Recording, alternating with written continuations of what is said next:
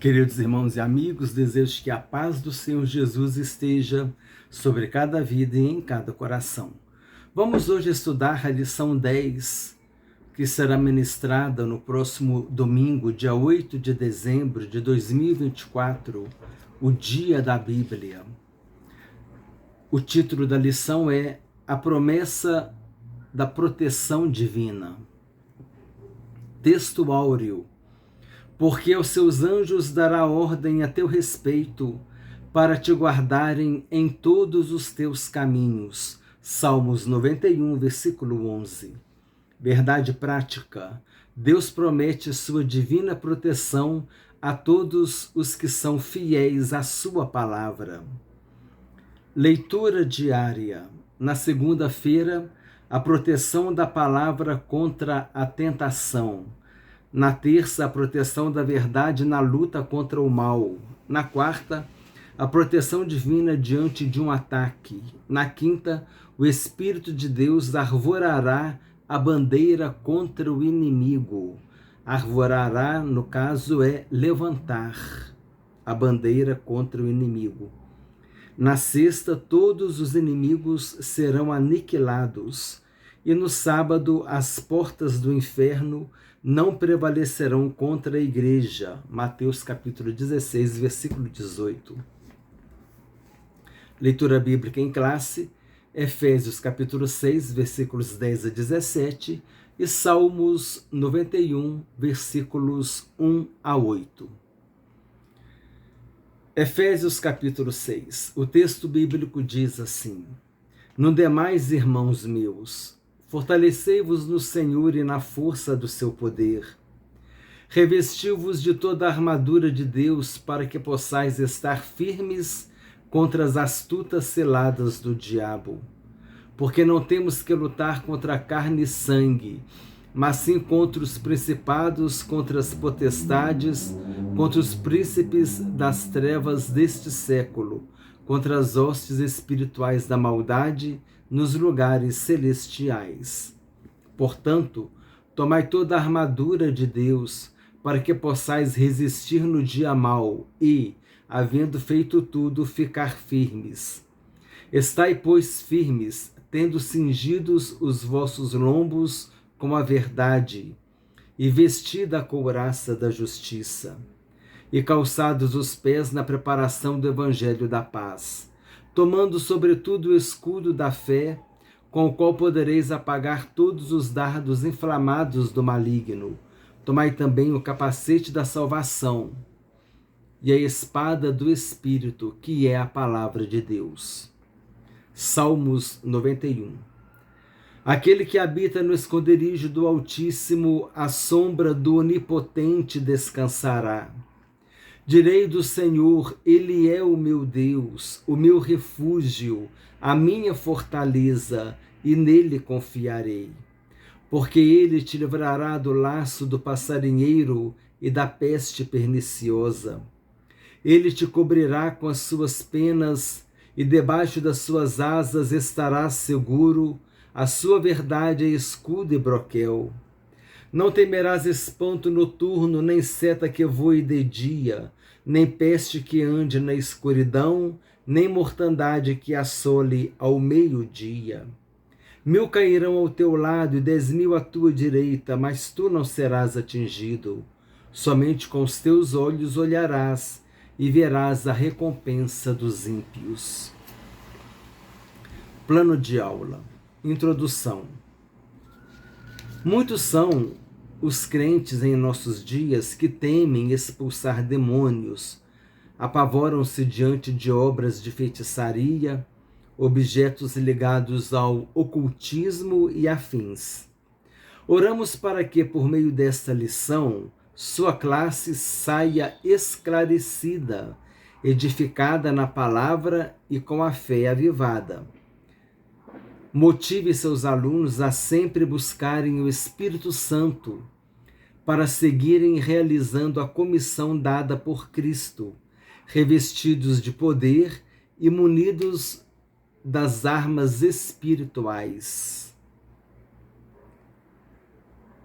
Leia com a classe a passagem de Lucas 10, capítulos 17 a 20, na qual o próprio Jesus fortalece os seus discípulos quanto à autoridade que lhes deu pelo seu poderoso nome. Quando os discípulos voltaram, todos felizes, dizendo que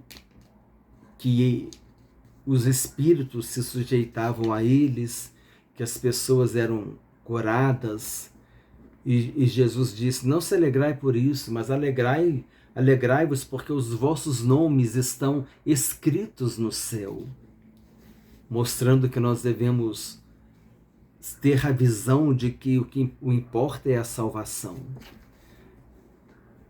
Estamos a serviço do Senhor, mas o nosso alvo é o céu, amém? E nesse serviço o objetivo é conduzir almas a Cristo. Nesse texto que o comentarista sugeriu que nós lêssemos, no versículo 18, Lucas, capítulo 10, versículo 18, Jesus disse assim: eu via Satanás caindo do céu como um relâmpago. Jesus disse isso. Eu via Satanás caindo do céu como um relâmpago. Como que Jesus via? É porque ele estava lá, amém?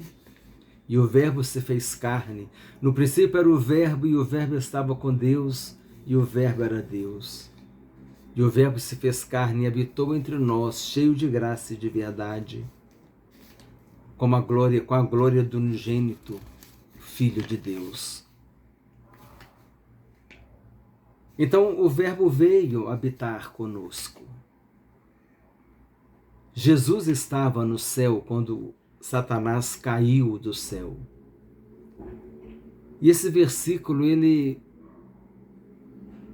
é uma forte referência a uma doutrina que nós chamamos de pré-existência de Cristo.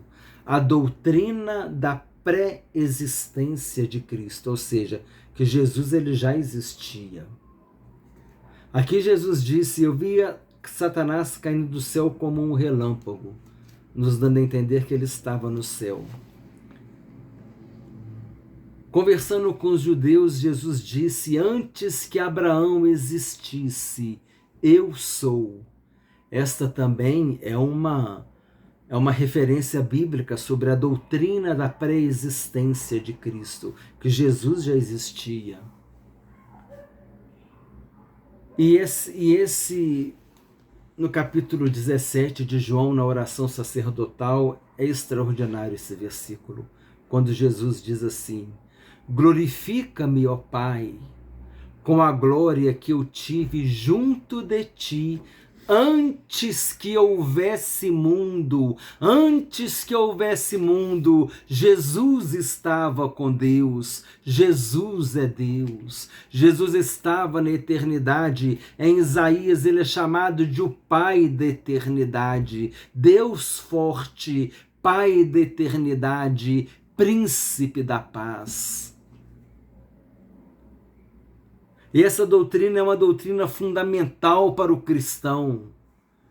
O cristão autêntico, o cristão verdadeiro, ele crê que Jesus já existia antes da fundação do mundo. Mas na plenitude do tempo, ele veio nascido de mulher. E o Verbo se fez carne e veio habitar entre nós, cheio de graça e de verdade. E Jesus esteve aqui durante 3 anos e meio, durante 33 anos, aproximadamente, mas durante 3 anos e meio aproximadamente, desenvolvendo o seu ministério terreno. Então eu queria destacar esse comentário na lição.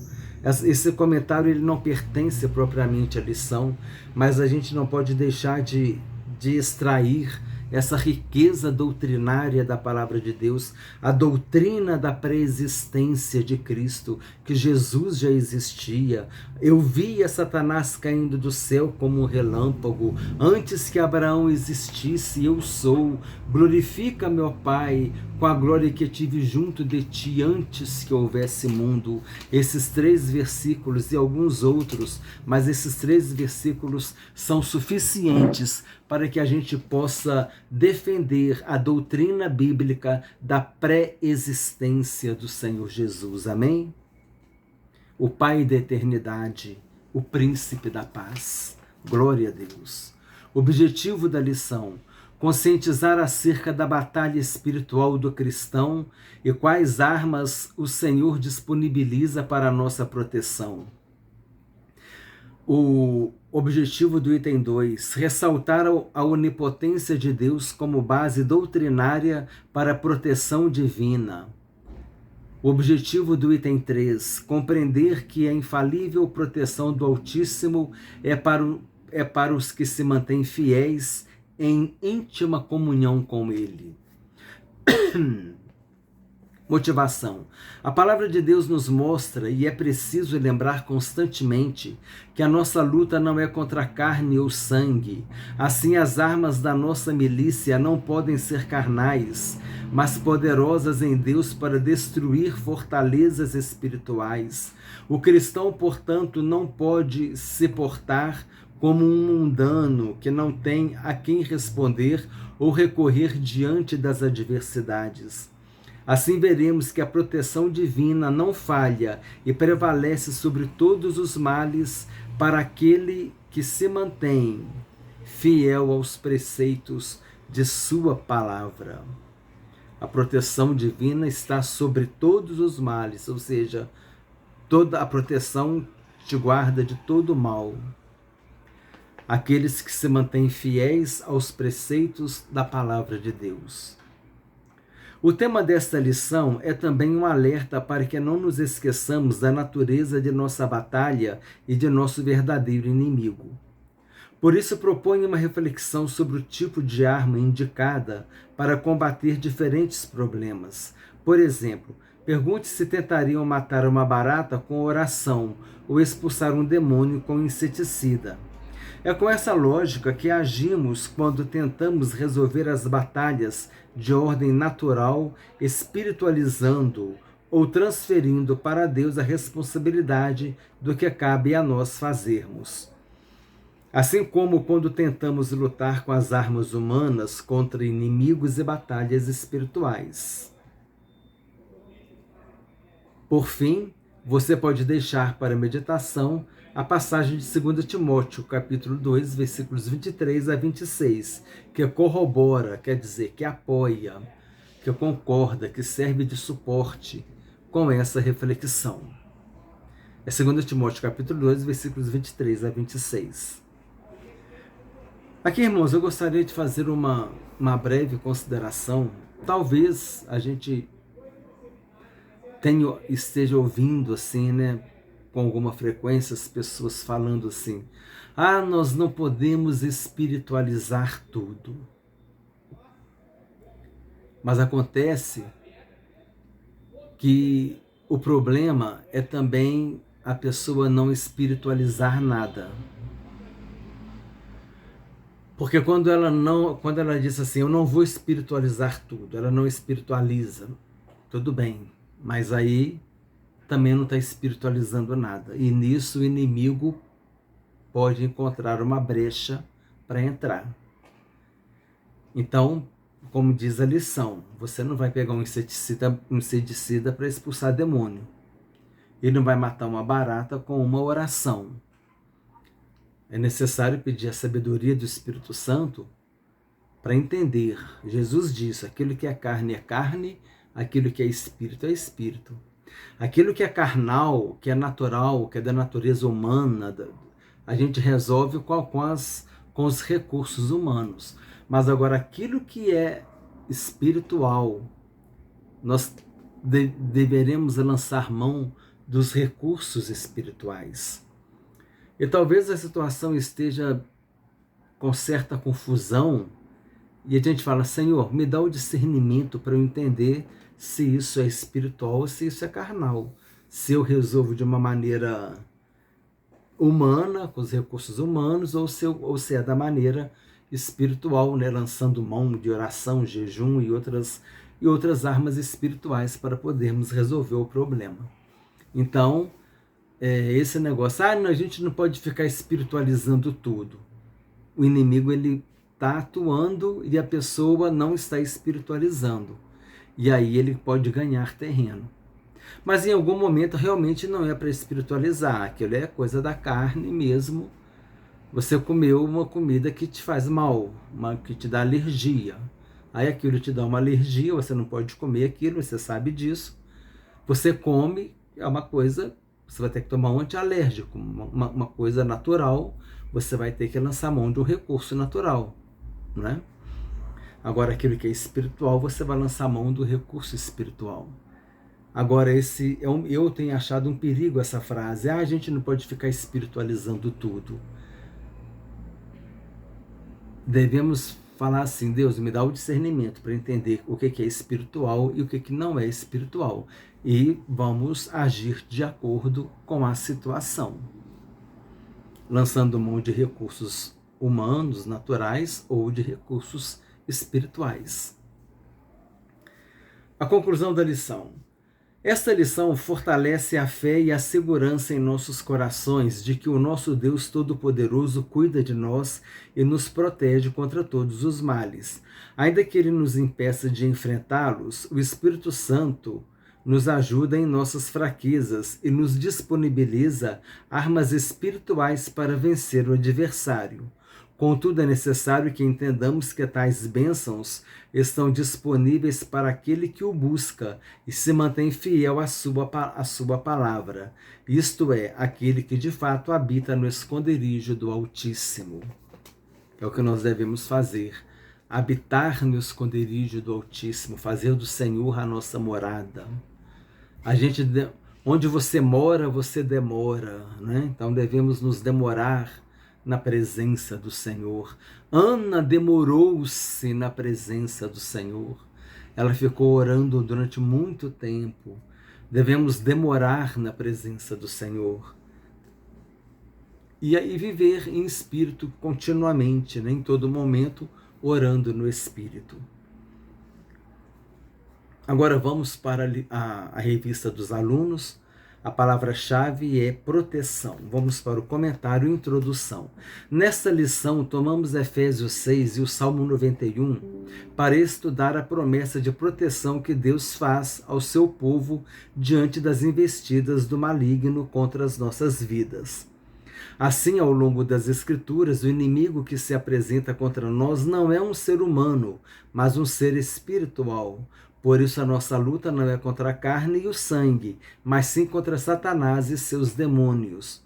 Uma vez que estamos num relacionamento verdadeiro com Deus, por meio de seu Filho, não precisamos temer o maligno, pois o Senhor nos disponibiliza armas espirituais para sermos vencedores em Cristo. A partir do momento que uma pessoa recebe Jesus em sua vida, como seu único Senhor e suficiente Salvador, confessa: Jesus, eu te aceito como meu Salvador. Eu creio que o Senhor morreu lá na cruz do Calvário para me salvar, para perdoar os meus pecados. Quando você confessa Jesus como teu Senhor e como teu Salvador, e toma essa decisão de andar na presença de Deus, automaticamente o diabo se torna seu inimigo. Porque a partir de agora você não está mais sob o domínio dele. Quando você não tem Jesus, você está sob o domínio do diabo. Então ele não se incomoda. Esse aqui é meu, eu tenho domínio sobre ele. Agora, quando você toma uma decisão por Jesus, ele perde o domínio sobre você, porque agora você passa a ser povo de propriedade exclusiva de Deus. E a Bíblia diz que aquele que é de Deus, o maligno não o toca. Então você se torna inimigo do diabo. Sabedor disso, Deus ele proveu para nós as armas espirituais, uma armadura espiritual, conforme encontramos em Efésios capítulo 6. Item 1. Proteção espiritual contra o inimigo. 1.1. Proteção contra o maior inimigo. Há uma batalha espiritual em que o cristão está diretamente envolvido. Nessa batalha, o diabo é o nosso inimigo. Para enfrentá-lo, a Bíblia nos apresenta algumas diretrizes indispensáveis. O capítulo 6 da Epístola do apóstolo Paulo aos Efésios revela alguns ensinamentos muito importantes. Ele nos descreve as hostes espirituais da maldade e, ao mesmo tempo, quais armas o Senhor Deus nos disponibiliza para a nossa proteção. A nossa batalha é espiritual. Está lá em Efésios capítulo 6, versículos 12 a 17. Ampliando o conhecimento, a armadura de Deus. É o que fala Efésios capítulo 6. Estamos participando de uma batalha espiritual. Todos os crentes se encontram sujeitos aos ataques de Satanás porque não estão mais do lado do inimigo. Foi o que eu acabei de falar. Porque não estão mais do lado do inimigo. Portanto, Paulo nos diz que devemos usar todas as peças da armadura divina para resistirmos a esses ataques e permanecermos firmes em Deus. Na vida cristã, lutamos contra principados e potestades. Para resistirmos aos seus ataques, devemos sempre depender de Deus e utilizar cada peça da armadura que o Senhor nos dá. Paulo não está apenas dando um conselho à igreja de Cristo em geral, mas a cada crente em particular.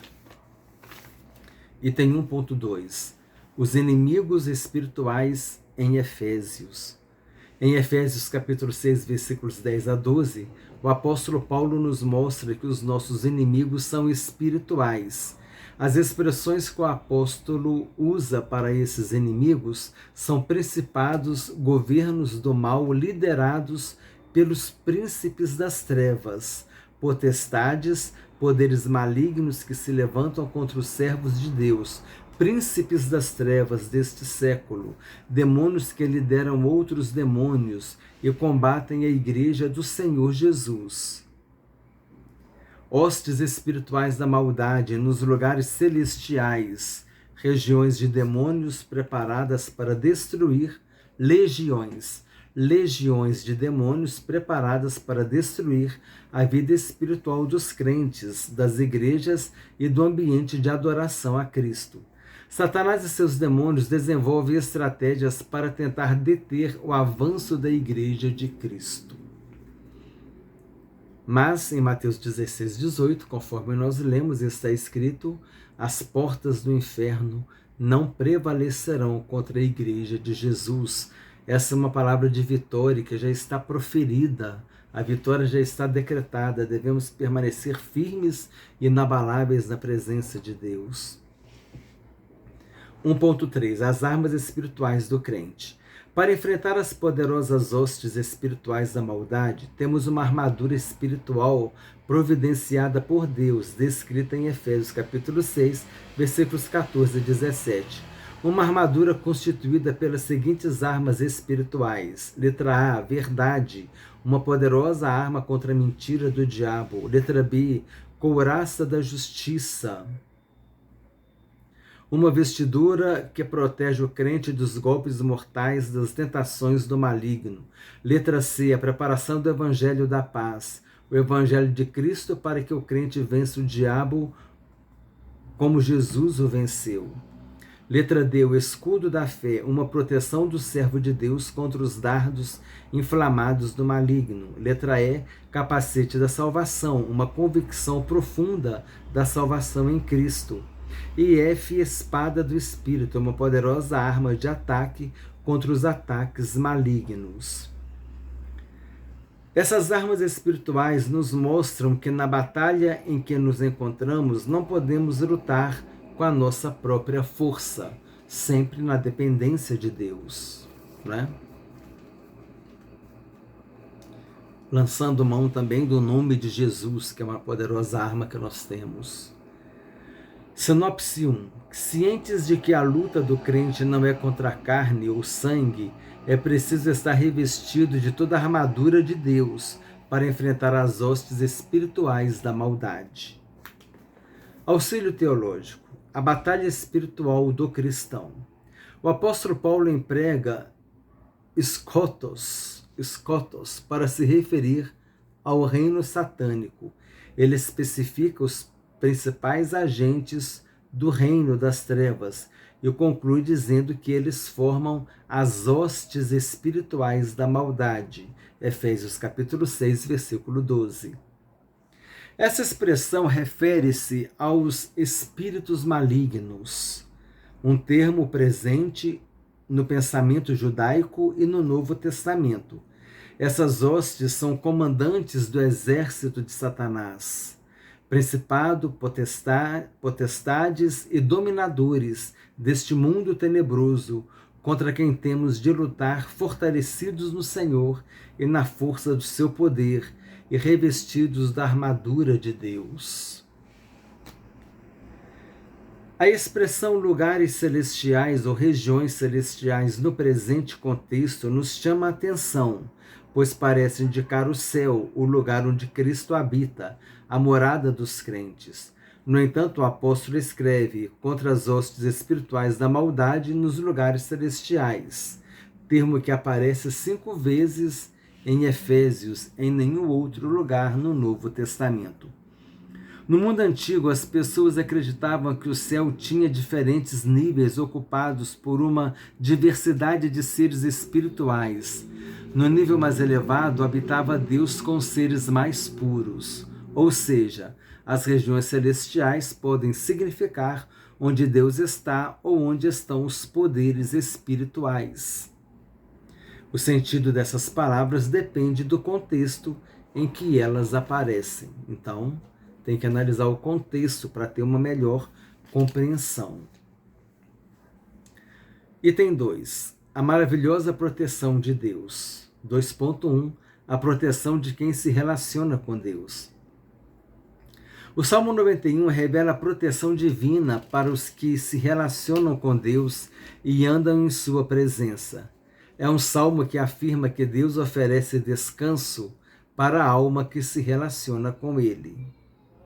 Dessa maneira, o nosso relacionamento com Deus é de confiança e, por isso, Ele nos livrará do perigo, da insegurança e nos dará proteção. Nos períodos de intensas batalhas espirituais, contar com a proteção divina serve de consolo e segurança na hora da provação. 2.2. Deus, o nosso refúgio e fortaleza. No versículo 4 do Salmo 91, 2 expressões chamam a atenção. A primeira, o laço do passarinheiro. Trata-se de uma referência aos ardis do maligno para elaborar ciladas contra os servos de Deus. O apóstolo Pedro nos lembra deste perfil estratégico do maligno ao escrever que o diabo, vosso adversário, anda em derredor bramando como leão, buscando a quem possa tragar. 1 Pedro capítulo 5, versículo 8. Outra expressão é peste perniciosa, que se refere à proteção contra enfermidades malignas que ceifam muitas vidas. A bênção da cura divina foi assunto de uma lição nesse trimestre, e por isso por meio de Jesus Cristo, ela continua disponível a quem crer. Assim, mesmo passando pelo laço do passarinheiro e pela peste perniciosa, temos em Deus o nosso refúgio e a nossa fortaleza, e por isso não seremos abalados. Então, o laço do passarinheiro é uma ameaça para nossas vidas, são as armadilhas do diabo. E a peste perniciosa, enfermidades, as lutas nessa área da saúde, mas em tudo isso nós temos o Senhor que cuida de nós, amém? Nosso Deus é o Deus que cura, nosso Deus é aquele Deus que nos guarda. 2.3. A onipotência de Deus. O Salmo 91 apresenta Deus como onipotente, aquele que é o Todo-Poderoso. Essa é uma base doutrinária para a proteção divina que, ao longo da Bíblia, é desenvolvida e ensinada. A onipotência de Deus, representada na palavra Altíssimo, revela-nos um Deus que nos guarda, protege e livra-nos do mal. Salmos 91, versículo 7. No livro do profeta Isaías está escrito que desde o poente e ao nascente do sol, o Espírito do Senhor arvorará, levantará a sua bandeira contra o inimigo. Isaías 59, versículo 19. Nesse contexto, podemos ter segurança em Deus de que nenhuma estratégia do maligno prevalecerá contra os que estão guardados sob sua proteção. Sinopse 2. Nenhum ardil do maligno prevalecerá contra os que estão guardados em Deus, à sombra do esconderijo do Altíssimo. Um auxílio devocional, que é um comentário que está na Revista dos Professores. A proteção do Deus Altíssimo. Este salmo proporciona segurança aos filhos de Deus, aqueles que se colocam sob a vontade e a proteção do Onipotente e que diariamente buscam habitar na sua presença. Quanto mais arraigados estivermos em Cristo e na sua palavra, fazendo dele a nossa vida e a nossa habitação, tanto maior será a nossa paz e o nosso livramento em tempos de perigo. Os 4 nomes de Deus vistos neste salmo descrevem diferentes aspectos da sua proteção.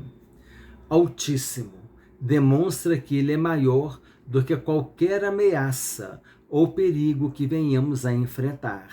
Onipotente destaca o seu poder para enfrentar e destruir todo e qualquer inimigo. O Senhor garante ao crente que a presença divina está sempre com ele. E meu Deus expressa a verdade de que Deus torna-se íntimo, achegado daquele que nele confia, daqueles que nele confiam. Nenhum mal poderá suceder a um crente fiel, a não ser com a permissão de Deus. Isso não significa que ele nunca terá contratempos nem dificuldades, mas que enquanto fizermos de Deus nosso Senhor e nosso refúgio, tudo o que acontecer contribuirá para o nosso bem. Item 3, as promessas e proteção. 3.1, os inimigos serão derrotados. Ao longo da história, muitos inimigos têm se levantado contra os planos de Deus para a igreja. Contudo, há uma promessa gloriosa relacionada com a doutrina das últimas coisas, em que todo império, potestade e força que operam para o mal serão aniquilados. Essa doutrina das últimas coisas se chama escatologia. E a escatologia bíblica. Escatologia bíblica é a parte da teologia sistemática que estuda as últimas coisas, os últimos acontecimentos. E essa escatologia começa no arrebatamento da igreja. E ela vai terminar lá na condenação eterna, no julgamento do grande trono branco de Deus, e depois os salvos vão estar com Deus na eternidade. E do arrebatamento da igreja até os salvos habitando no céu, vários acontecimentos acontecem, né? Aqui na terra, a grande tribulação, no céu, o tribunal de Cristo, depois as bodas do Cordeiro, depois Jesus volta com poder e glória, vai ter a batalha do Armagedon, Jesus vai derrotar o anticristo e o falso profeta, vai lançá-los no lago de fogo, que arde com enxofre, vai prender o diabo durante 1000 anos no abismo, durante esses 1000 anos, ele vai governar a terra pessoalmente em Jerusalém. Aí depois virá a última batalha, né, que nós chamamos de batalha final, quando o diabo vai ser solto e ele vai enganar todas as nações, aquelas pessoas que durante os 1000 anos não viram enfermidade, não viram doenças, não viram injustiça, não viram o mal, e o diabo vai conseguir contaminar essas pessoas, e essas pessoas vão caminhar contra Jerusalém, irão em direção a Jerusalém, onde Jesus está. Então vai descer fogo do céu e vai consumir aqueles exércitos que vão intentar contra a Jerusalém. E aí depois o diabo vai ser lançado no lago de fogo, virá o julgamento, o grande trono branco de Deus. Então tudo isso faz parte da escatologia bíblica. A palavra escatologia bíblica é formada por duas palavras. Eschatos, né? Eschatos, que significa por último, e logia, né, que significa estudo. Então, escatologia é o estudo daquilo que acontece por último, das últimas coisas. A gente traz para a óptica bíblica, né, para o foco bíblico, escatologia bíblica, o acontecimento das últimas coisas de acordo com a Bíblia. Continuando a leitura aqui, no meio do parágrafo 3.1, o Senhor Jesus colocará todos os inimigos debaixo de seus pés, inclusive o último deles, a morte. Por isso tudo está sendo preparado para a vitória final de nosso Deus, cumprindo o que o Senhor Jesus disse a respeito da igreja: as portas do inferno não prevalecerão contra ela. 3.2, segurança e vitória para os que temem o Senhor. Hoje, em nossa vida cristã, podemos esperar segurança e vitória em Deus. Por isso, devemos orar ao Senhor buscando proteção antes de sair de casa para realizar as nossas tarefas, antes de resolver algum negócio, antes de realizar alguma viagem. Naturalmente, devemos fazer a nossa parte, sendo prudentes em tudo, tomando cuidado com a nossa segurança, porém, compreendendo que, se o Senhor não guardar a cidade, em vão vigia a sentinela. O Senhor, nosso Deus, cuida de seu povo. Salmo 127, versículo 1. Se o Senhor não guardar a cidade, em vão vigia a sentinela. Se o Senhor não edificar a casa, em vão trabalham os que a edificam, mostrando que Deus trabalha junto com o homem. Aqui Deus não falou: olha, pode tirar a sentinela, deixa que eu guardo a cidade. Não, Deus falou: a sentinela fica, põe sentinela, mas eu vou estar guardando a cidade também. Deus e o homem trabalhando junto. É Deus mostrando que nós dependemos dele. Nós fazemos, mas dependemos dele. Pedindo a Deus proteção. Eu me lembro de um pastor, eu era jovem, ele falou assim: olha, naquela época era 80 km por hora a velocidade da estrada, né? Aí ele falou assim: olha, na estrada a velocidade máxima é 80 km por hora. Até 80 km por hora, Deus está te protegendo. Se você está a 120, de 81 a 120, a proteção fica por sua conta. Porque Deus vai te proteger a 120 km por hora se você está desobedecendo a lei. Então ele deu essa chamada de atenção para a gente, né? Eu achei interessante. Porque, Deus está me protegendo. Igual eu dei esses exemplos lá na igreja. A pessoa vai lá na praia, está escrito lá assim: não mergulhe nesse local, o local perigoso, corrente forte. Você pode ser levado para mar adentro, tem muitas pedras. Eu vou mergulhar lá sim porque Jesus está comigo. Né? Não é isso, não pode fazer isso. Vai mergulhar no local proibido, tem até placa lá falando que não pode, porque não pode pular, porque a correnteza é forte, porque tem rochas, né? A onda também bate forte na rocha, te arremessa contra a rocha, você perde a consciência, afunda, tudo tão perigoso. Aí, não, mas eu vou porque Jesus está comigo, então eu posso mergulhar lá. Não é assim, né? Temos que ter prudência, sermos sóbrios e vigilantes, fazer o que é certo, amém? E o Senhor cuida do seu povo, o Senhor nosso Deus cuida do seu povo, conforme terminou aqui o parágrafo. 3.3. A abrangência da proteção de Deus. Deus é onipotente, tem todo o poder em suas mãos. Deus é onipresente, não está preso ao tempo nem ao espaço.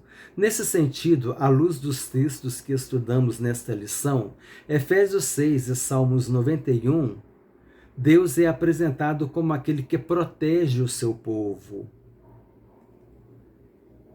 Eu lembrei do Salmo 121 também, né, que fala que ele guardará a tua entrada, a tua saída, não é? O Senhor guardará a tua alma. O Salmo 121 é pertinente também aqui nessa lição. Em muitas outras passagens bíblicas, ele é apresentado como aquele que domina sobre tudo e todos. Exemplo, Salmo 33, versículos 6 e 9. Por isso a promessa de proteção divina abrange a nossa vida e toda a nossa família. Onde estivermos, a bênção protetora de Deus se fará presente. Salmos 46, versículos 1 a 5. Versículos 1 a 5. Ele é poderoso para fazer cessar as guerras, desfazer as contendas e trazer calmaria à nossa vida. Salmos 33, versículos 10 a 12. Sinopse 3. Sinopse é um breve resumo do item 3. Sinopse 3. Pela onipotência divina, o inimigo de nossas almas será derrotado e as portas do inferno jamais prevalecerão contra a igreja do Senhor. Conclusão. Em Deus podemos desfrutar de proteção e segurança. Sabemos que a nossa vida cristã não é livre de ataques malignos. Contudo, temos um Deus que é o nosso protetor e podemos experimentar o seu refúgio e sua fortaleza. O seu Filho, nosso Senhor Jesus Cristo, nos esconde em sua presença e nos protege de todo o mal. Assim, na força do Espírito Santo e vestidos com a armadura espiritual, podemos resistir às investidas e ciladas do maligno. O Deus de Jacó é o nosso escudo e refúgio. Nele estamos seguros e protegidos. Graças a Deus. Glória a Deus. Lembrando que daquela passagem da fenda da rocha, né? Quando Deus passou, a mão de Deus colocou Moisés na fenda da rocha e Moisés passou. E o Deus passou, né? E quando Moisés olhou, viu as costas de Deus. Jesus é a fenda da rocha. Amém? Jesus é o nosso lugar de proteção. Jesus é o nosso esconderijo secreto, é o nosso refúgio. Jesus é o rochedo da salvação. Torre forte é o nome do Senhor, a qual o justo se apega e está seguro. Glória a Deus. Revisando o conteúdo, número 1. O que o apóstolo Paulo nos apresenta no capítulo 6 de Efésios, ele nos descreve as hostes espirituais da maldade e, ao mesmo tempo, quais armas o Senhor Deus nos disponibiliza para a nossa proteção. Efésios 6, versículos 12 a 17. Número 2. Cite pelo menos 3 expressões que identificam os nossos inimigos espirituais em Efésios 6.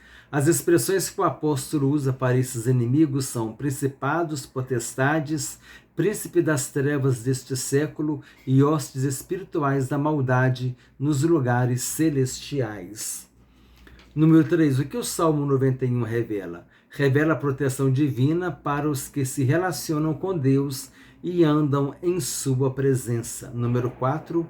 Qual é a base doutrinária para a proteção divina que o Salmo 91 apresenta? O Salmo 91 apresenta Deus como onipotente, aquele que é o Todo-Poderoso. Número 5. Como Deus é apresentado à luz dos textos bíblicos de Efésios 6 e Salmos 91, conforme estudados nesta lição, Deus é apresentado como aquele que protege o seu povo. Deus nos protege porque nós somos povo de propriedade exclusiva do Senhor. Nós somos propriedades exclusivas de Deus porque um preço foi pago. E o preço pago foi o derramamento do sangue de Jesus lá na cruz do Calvário para nos salvar. E quando nós recebemos Jesus em nossas vidas como nosso Senhor e Salvador,